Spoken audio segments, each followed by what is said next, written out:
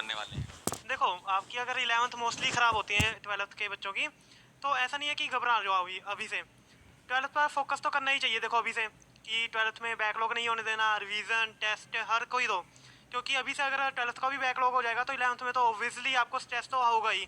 तो आप पहले 12th पर अपना पूरा फोकस दें सर, अपने हिसाब से। एक बार अभी बच्चों को बता दो ये सर, अभी कितने नंबर तुम्हारे आए रहेंगे? हाँ, एक्चुअली मेरे 7-10 मार्क्स आए हैं रिवाइज के रिजल्ट के बाद भी, और मेरी रैंक 241 आई है इस ईयर। और ये मेरा फर्स्ट ड्रॉप था। मैं यकीन 2.0 2024 से पढ़ा हूँ, ऑनलाइन बैच है मेरा PW में। और यही मतलब स्ट्रेटेजी क्या होती थी 11th में 12th में ड्रॉपर में। 11th में तो मेरी बेसिकली नॉन मेडिकल ही थी, मैंने नॉन मेडिकल की थी 11th। बट बाद में मैंने दिसंबर में मेडिकल ली थी। दिसंबर में जाकर जब मैंने मेडिकल ली तो एक शॉकिंग रिजल्ट था, क्योंकि मैंने एकदम चेंज हो गया मेरा ड्रीम। यही करनी थी बट नीट पे आ गया मैं। तो एक ड्रीम चेंज होने के कारण मेरी लाइफ का हर एक पार्ट बदल चुका है अब। हर एक ड्रीम उसकी स्ट्रेटेजी हर अब बदल चुकी है। तो मैंने अब ये देखना था कि नीट कैसे अपना क्लियर करूँ मैं। 11 तो जब मैंने जनवरी में आया तो उस पेपर के हिसाब से बायो कर ली थी। बट जब 12th में आया तो मैंने लक्ष्य बैच लिया था। बट ऐसा है कि ऑनलाइन से सबसे पहले मैं लक्ष्य बैच में पढ़ना स्टार्ट किया। बट होता है कि जब पहली बार पढ़ते हैं कोई ऑनलाइन लेक्चर में तो नोट्स GPP क्वेश्चन रिवीजन कैसे करें, ये बहुत ज़्यादा प्रॉब्लम्स होती हैं। बट प्रॉब्लम का सोल्यूशन हमारे पास ही होता है। ऐसा नहीं है कि हम बस डिप्रेस होते रहें फिर हम पढ़ाई ही ना करें। तो मैंने इसका सोल्यूशन निकाला। मैंने सोचा कि अब जो सॉल्यूशन है टेस्ट के हैं, जो टेस्ट सीरीज होती है उनको ज्वाइन करूं। बट फिर भी हमारे फाइनेंशियल प्रॉब्लम थी तो मैं नहीं ज्वाइन कर पाया। मैं ऑनलाइन बैच ही ले पाया फिर भी। एंड नवंबर तक मेरा ऐसा रहा कि बिल्कुल ही 12th भी ख़राब होती गई। जैसे अगर कोई बच्चा अगर अभी भी नहीं पढ़ रहा, उनकी अभी भी 12th ख़राब हो रही है, 11th ख़राब हो रही है पूरी, फिर भी अभी भी से आप स्कोर कर सकते हो। मैंने अपनी जर्नी 12th के दौरान नवंबर से स्टार्ट की थी। एंड नवंबर से जब मैंने स्टार्ट की थी तो मुझे लगा था नहीं था कि मैंने 11th और 12th नहीं की थी तो इतना अच्छा स्कोर कर पाऊंगा। मेरे फर्स्ट अटेम्प्ट में 589 मार्क्स आ चुके थे। और इवन ये तभी के मार्क्स हैं जब मैंने 11th अच्छे से नहीं की थी, 12th अच्छे से नहीं की थी, और नवंबर से मैंने अपनी जर्नी स्टार्ट की थी। तो अगर आप अभी से जर्नी स्टार्ट कर देंगे पूरा लगन से 12th को, एंड 11th का जो भी बैकलॉग है आप देखें कि कैसे मैं क्लियर कर सकूंगा। रात भर आपको पढ़ना पड़ेगा। अब तो देखो इस 14 to 15 आवर्स तो देने पड़ेंगे स्टडी को। स्ट्रगल कंपटीशन बहुत ज़्यादा हार्ड होता जा रहा है। तो कंपटीशन देख ही रहे हो कितना हार्ड है। तो इतनी देखो मेहनत का कामयाबी जरूर मिलेगी, बट मेहनत स्ट्रगल करते जाओ। इंस्टेंट रिजल्ट कभी नहीं आएंगे। आप हमेशा जो सा रिजल्ट आएगा एक दिन जरूर मिलेगा, बट आपको एकदम से नहीं मिलेगा वो रिजल्ट। आप सोचते हो कि टेस्ट सीरीज में बस एकदम से स्कोर बढ़ जाए मेरा, आज 200 है तो अगले दिन 600 हो जाए अगले टेस्ट में। बट ऐसा नहीं होता। शुरू शुरू में बहुत दिक्कत आएगी, कंसिस्टेंसी ही नहीं मेंटेन हो पाती हमारी। कंसिस्टेंसी कैसे कि अगर हम एक दिन पढ़ लें फिर अगले दिन भी पढ़ें, बट एक महीना नहीं पढ़ा जाता ऐसे। एक साल पूरा पढ़ना बहुत डिफिकल्ट होता है, वो भी ऑनलाइन में घर पे बैठे लाइब्रेरी में बैठे हमें ऐसे ओवर थिंकिंग आती है कि यार क्या होगा हमारा। डिफरेंट स्टूडेंट्स हैं, इतने लाख स्टूडेंट्स हैं नीट एस्पिरेंट्स, तो क्या हम उनमें से निकल पाएंगे। ये मुझे भी होता था। देखो हर टॉपर्स को होता है ये भी डाउट कि हमारा सिलेक्शन होगा या नहीं होगा। बट हम ये कभी नहीं सोचते थे। हम सिर्फ इस मेंटल स्टेट से आगे बढ़ रहे थे कि हमें सिर्फ सिलेक्शन लेना है, हमारा सिलेक्शन होना चाहिए बस, चाहे किसी और का सिलेक्शन हो या ना हो। हमें सिर्फ अपने ऊपर सेल्फिश होना चाहिए जब हमारा सिलेक्शन होना चाहिए।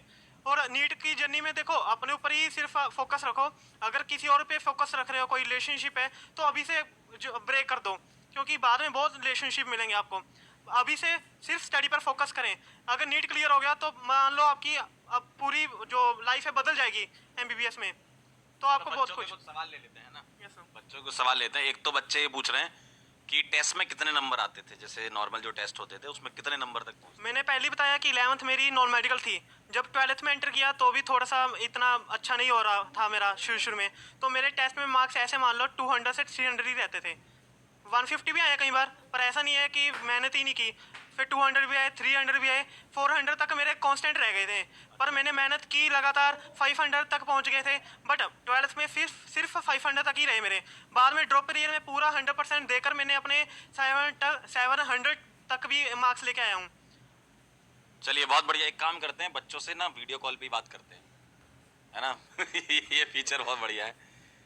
बेटा आप लोग ना अपने लाइव डाउट पूछिए, अब लाइव डाउट सॉल्व होंगे आपके, है ना, जो लाइव आपकी समस्याएं हैं। सुमित जी बताएं जरा। हेलो सुमित जी, आवाज आ रही है?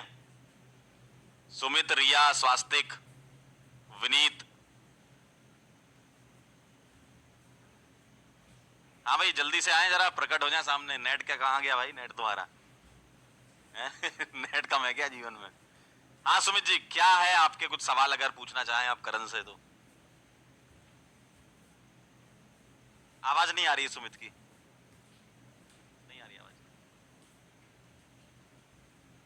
सुमित जी थोड़ा सा तेज बोलें जरा।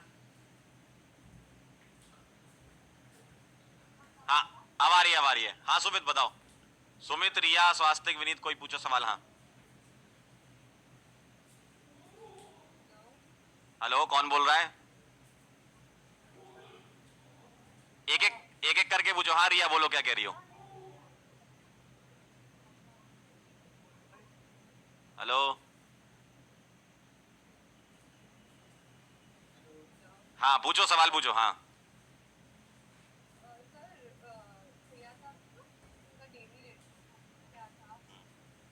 डेली रूटीन पूछ रहे हैं, डेली रूटीन क्या था तुम्हारा?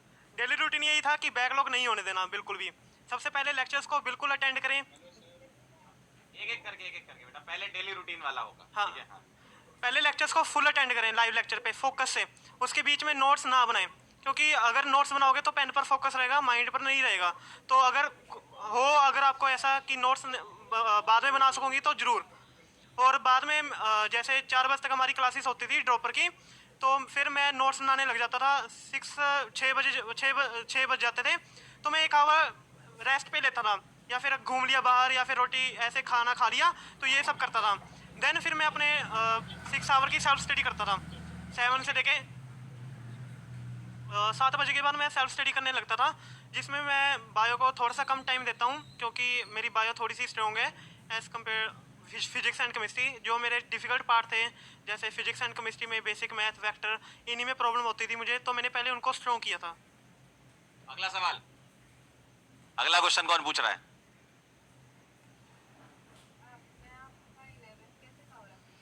इलेवेंथ कैसे कवर अप किया? 11th मैंने देखो बिल्कुल बैकलॉग जो सा था मेरा, मैंने अर्जुना 1.0 बैच से क्लियर किया था। जितने भी लेक्चर थे, मतलब लॉन्ग लेक्चर्स होते थे, एक चैप्टर के 11 या 12 लेक्चर होते ही थे, तो मैं उन सब लेक्चर को देखा करता था। आप वन शॉट भी देख सकते हो अगर देख सकते हो कि अच्छा है लेक्चर, बट मैं पूरे ही लेक्चर देखा करता था जो 11 से 12 लेक्चर होते हैं पर चैप्टर के। फिर मैं उसकी रिवीजन या क्वेश्चन प्रैक्टिस नहीं की थी, बस मेरी ये गलती है। अगर मैं 12th के दौरान 11th का बैकलॉग कंप्लीट करने के बाद रिवीजन और क्वेश्चन प्रैक्टिस भी कर लेता ना, तो शायद मेरा पिछले ईयर ही सिलेक्शन हो जाता अच्छे मार्क्स से। But due to lacking of revision and question practice, you always मतलब आप हारोगी, कुछ नहीं कर पाओगे इसके बाद, क्योंकि क्वेश्चन ही प्रैक्टिस आपको आगे तक लेके जाती है। ठीक है, अगला सवाल, नेक्स्ट क्वेश्चन।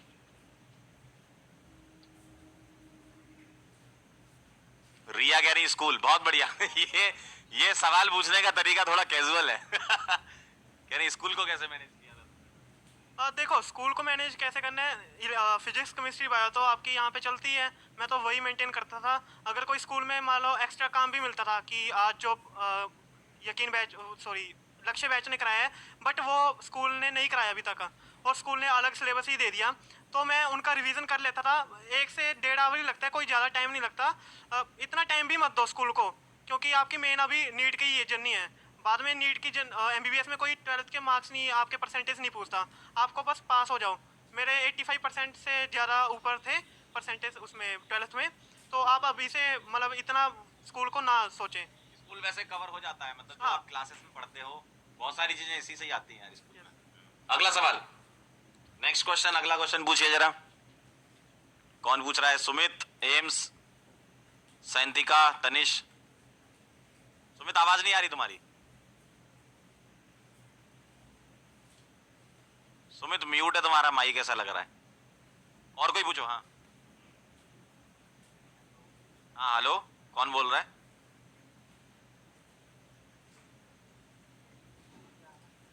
टेस्ट में स्कोर क्या आता था? मैंने पहले ही बताया कि 200 150 ये तो आते थे शुरू में, जब मैंने 11th बैकलॉग था, 12th भी थोड़ा सा इतना अच्छा नहीं था, तो 150 200 देखो, ऐसा नहीं है कि मेरे भी एकदम से बढ़ गए स्कोर। पहले 150, फिर 200, फिर 300, फिर 350, 500, ऐसे मान लो 500 तक कांस्टेंट रहे मेरे मार्क्स। पहले 400, फिर 500, इतने में मेरे स्कोर रहा 12th के दौरान। बट हाँ, जब आप लगातार टेस्ट एनालिसिस करोगे ना तो आपका स्कोर अच्छा होगा, क्योंकि टेस्ट एनालिसिस करना भी बहुत ज़रूरी है। हम मानते कि बस टेस्ट दे दिया, बस स्कोर देख लिया, बस चलो, बट टेस्ट एनालिसिस भी बहुत ज़रूरी है। कैसे करें टेस्ट एनालिसिस, कैसे करें? टेस्ट एनालिसिस पहले ये देखो कि कौन से क्वेश्चन आपके गलत हैं। क्वेश्चन गलत होने के बाद उनको मार्क करो, उनको दोबारा देखो कि कैसे वो सॉल्व हो रहे हैं। और अगर वो आपने देख लिया ना तो नेक्स्ट डे दोबारा ट्राई करो उस पीडीएफ से कि वो दोबारा आपसे क्या सॉल्व हो रहे हैं क्वेश्चन। और एक कॉपी पे वो लिख लो टेस्ट के, जो भी क्वेश्चन गलत हुए हैं आंसर उनके लिख लो, क्योंकि फिर आपको याद रहेगा। एंड जब भी आपका नेक्स्ट टेस्ट होएगा उसको पहले रिवाइज कर लो, क्योंकि नेक्स्ट टेस्ट में कुछ पिछले टेस्ट का आता ही है सिलेबस। सही है। अगला सवाल, नेक्स्ट क्वेश्चन। ये कह रहा तुक्का कैसे मार, भाई तुक्का मार के तुम वैसे ही बाहर हो जाओगे रेस से। हाँ, अगला सवाल पूछे। अब तो तुक्के से काम भी नहीं बनेगा। हाँ हेलो, हाँ सयंती का पूछो। हाँ अच्छा, कौन, तनिष पूछ रहा है? हाँ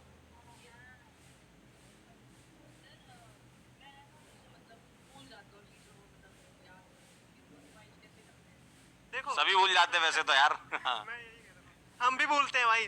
पर मैंने क्या किया, मैं लिख लिख कर रिवाइज करता था। जब लिख लिख कर रिवाइज करोगे ना जल्दी जल्दी, फिर ज़्यादा याद होता है हमें, क्योंकि हमारे माइंड में वो इमेज बन जाती है लिखने के बाद।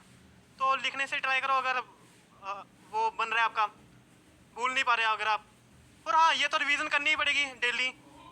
ऐसा थोड़ी ना कि आज रिवीजन कर ली और कल नहीं करोगे, फिर तो भूलोगे ही। देखो ऐसा भी है। मतलब लिख लिख के तुम्हें पढ़ना पड़ेगा, है ना, बार बार रिवाइज करना पड़ेगा। अगला सवाल, हाँ कौन पूछ रहा है? हाँ बेटा पूछो।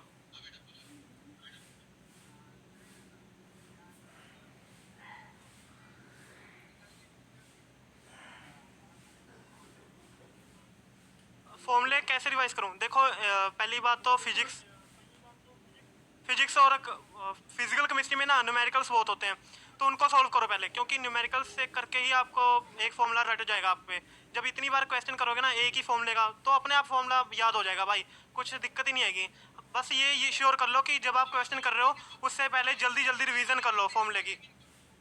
ये क्या लिख रही है? नीरा बेटा एक मिनट रुको जरा, पढ़ लो जरा। हाँ, ऑर्गेनिक। Organic learn. अरे सर, ऑर्गेनिक तो है, ये तो बहुत अच्छी रिवीजन कराते हैं, पीएसएस कराते हैं, उनसे ही हो जाएगी रिवीजन। इनकी तो फिक्र ही मत करो। ऑर्गेनिक की रिएक्शन तो यूं याद करा देंगे बस। करवाया था मैंने एक पीएसए, जनता फैल गई थी उसमें। अरे लास्ट तक तो पीएसएस ऐसे ही याद हो जाएंगे, पता ही नहीं चलेगा। करते रहो बस। ऑर्गेनिक वैसे ही बताते ही हैं कि रिएक्शन अलग पेज पर लिख लो, एक रिएजेंट के नाम अलग अलग लिख लो, एक कॉपी बना लो, उनको बार बार रिवाइज करो। अगला सवाल, पूजा समैया के पूछो भाई, आवाज नहीं आ रही क्या? नहीं, मेरा पीसीएम भी नहीं था। मेरा एक्चुअली मैंने 11th में पीसीएम तो लिया था, बट बाद में पीसीबी ले लिया। हेलो पूछो बेटा। बोर्ड्स के लिए कैसे तैयारी करें? बोर्ड्स देखो यार, जो यकीन में सॉरी लक्ष्य में पढ़ाते हैं वो तो सफिशिएंट है ना। जो फिजिकल है, फिजिक्स है, आपकी केमिस्ट्री, आपकी बायो, इसी में तो पूरी हो जाएगी। सीबीएस हो चाहे एचबीएस हो चाहे कोई भी बोर्ड हो, इतना ही सिलेबस आएगा। बल्कि ये तो हाई लेवल का कराते हैं जो नीट में भी ज़्यादा हो उससे, क्योंकि एक नीट, अगर नीट इस लेवल पे ना तो आपको इस लेवल पे पहुंचना चाहिए, तभी आप एक क्वालिफाई कर सकोगे एग्जाम। वो आपको यहाँ पे पूरी मेहनत से कराते हैं। एंड आपको इसकी फिक्र करने की तो लोड ही नहीं है इसकी बोर्ड्स की। इंग्लिश हिंदी को आप बाद में कर लियो, जब जनवरी मंथ आ जाते हैं तभी ध्यान देने लग जाओ थोड़ा सा। अगला सवाल, तुम लोगों का नेट बहुत कमजोर है भाई, वीडियो नहीं दिखाई दे रहा। हमारा देख रहे हो कितना तेज नेट आता है।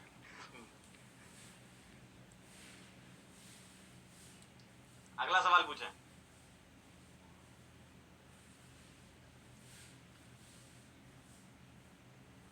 चलो कमेंट में से उठा लेते हैं, ये तो पूछ नहीं रहे। डिस्ट्रैक्शन कह रहे हैं भैया, डिस्ट्रैक्शन क्या कुछ हो भाई वह डिस्ट्रैक्शन देखो हर किसी बंदे को होती है, ऐसा नहीं है कि हमें भी नहीं होती होगी। डिस्ट्रैक्शन, ओवर थिंकिंग, ये सबसे बड़े मतलब ऑनलाइन के लेक्चर लेते हुए सबसे बड़ी प्रॉब्लम है। हम सोचने लग जाते हैं कि 2025 में क्या होगा। हम ये बताओ कि जब हम 2023 के बाद सिलेबस चेंज हुआ था 2024 के लिए, हमें पता था कि इस साल कैसा पेपर आएगा, हार्ड आएगा, इजी आएगा। सोल्ट एनालिसिस ऐड कर दिया था, हमें तो ये भी नहीं पता था कि सोल्ट एनालिसिस कैसे होगा इस बार। हमें तो पहली बार ऐड किया था, कुछ पता ही नहीं था, बट फिर भी हम करते गए। हमने ये नहीं सोचा कि क्या होगा आगे, हमने सिर्फ इसी पर ध्यान दिया कि प्रेजेंट क्या है हमारा, उसको सही करो। फ्यूचर और पास्ट ये आप नहीं सोच सकते, और अगर सोच रहे हो तो रहने दो, प्रेजेंट को सही करो सिर्फ। डिस्ट्रैक्शन तो आपके ही माइंड में है, उसको दूर करो। एमडी सवाल पूछ रहे हो कुछ? एमडी एमडी अंजलि, पृथ्वी। सर मुझे ये पूछना है कि रिवीजन आप कैसे करते हो? रिवीजन का स्ट्रेटजी क्या है? फिजिक्स का और फिजिकल केमिस्ट्री में मतलब जैसे न्यूमेरिकल करते हैं ना, तो उनमें फॉर्मूले ऐसे मिक्स हो जाते हैं, समझ में नहीं आता है कि कौन सा क्या हो गया है। हाँ मैं बताता हूँ, देखो मैंने क्या था, मैं वीकली टारगेट्स रखता था अपने, डेली टारगेट भी रख लेता था और वीकली भी। अगर मेरे डेली किसी दिन नहीं पूरे होते थे तो मैं नेक्स्ट डे उसको ट्राई करता था पूरे करने की। एंड मेरा क्या था कि जैसे एक वीक में 7 डेज होते हैं, तो 6 डेज की मैं रिवीजन ये सोच के करता था कि कंप्लीट सिलेबस कर लूँ, जितना भी अभी तक कराया है, चाहे फिजिक्स हो या फिजिकल हो। तो जितना भी सिलेबस कवर कर लिया, थ्योरी भी सारी पढ़नी है उस टाइम पर, जो भी आप चैप्टर कर रहे हो डेली। एंड उसके क्वेश्चन प्रैक्टिस भी कर लो थोड़े थोड़े। जब 7 डे होता था ना वीक का, जैसे संडे, उस दिन मैं पूरा दिन सिर्फ क्वेश्चन प्रैक्टिस ही करता था, फिजिकल केमिस्ट्री की, क्योंकि क्वेश्चन प्रैक्टिस से ज़्यादा आपको पता चलेगा, फॉर्मूला ज़्यादा आपको एनालिसिस होगा कि ये कैसे लगेगा फॉर्मूला। सिर्फ थ्योरी पढ़ने से कुछ नहीं होगा, असल में क्वेश्चन प्रैक्टिस से ही आप सीखोगे बहुत ज़्यादा। अगला सवाल, अगला सवाल पूछो। बच्चा लेकर शॉर्ट नोट्स। हाँ पूछो पूछो बेटा। कौन? पृथ्वी, एमडी कौन पूछ रहा है?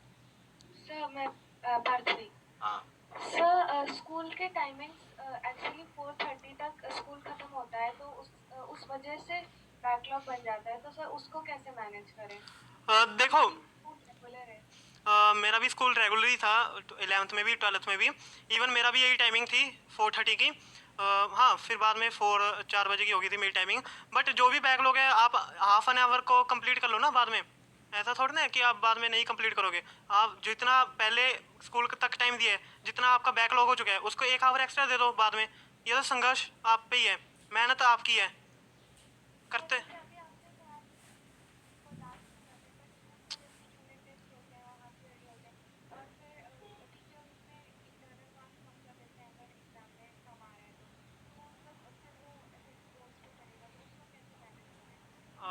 वैसे बताऊं सच में, अगर स्कूल का सिस्टम, तो मेरे स्कूल में तो ऐसा कुछ नहीं है कि इंटरनल मार्क्स कम हो जाएंगे, ऐसे कुछ है।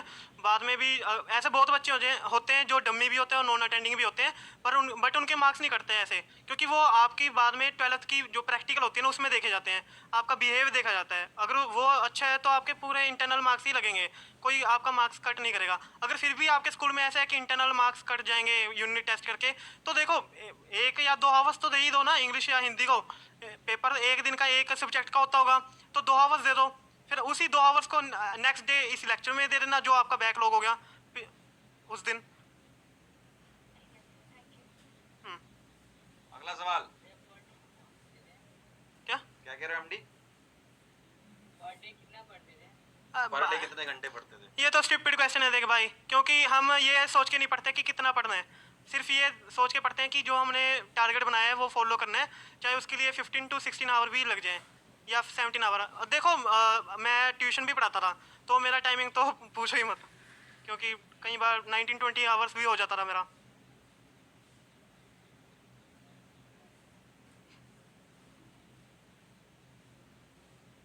अगला सवाल।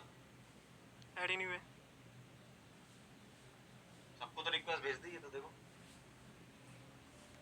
हाँ भाई सबको भेज दी गई है रिक्वेस्ट। चलिए बहुत बढ़िया, अच्छा लगा आप लोगों से बात करके। अब आगे का पढ़ना भी है ना। Yes, sir. ठीक है करण, थैंक यू सो मच। तुम यहाँ यार बहुत दूर से आए हैं आप लोगों को गाइड करने के लिए, और इस तरीके के बीच बीच में और भी सेशंस रहेंगे और भी बच्चों के साथ मुलाकात होगी आपकी। और उनके एक्सपीरियंस से भी आप सीखिए, अपने एक्सपीरियंस से तो सीखते ही रहते हैं, दूसरों के एक्सपीरियंस से भी सीखना चाहिए आपको। चलो थैंक यू बेटा। चलो भैया कॉपी